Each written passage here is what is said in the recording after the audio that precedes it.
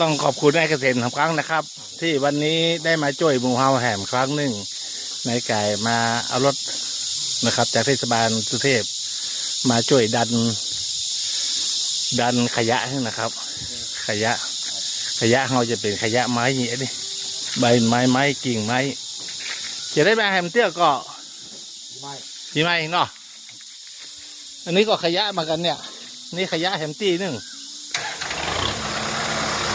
ขอบคุณมาก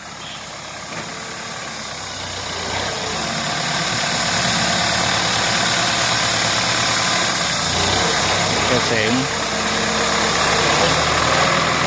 เกิดลุงโก อายุอานามเท่าเดียวกันครับผม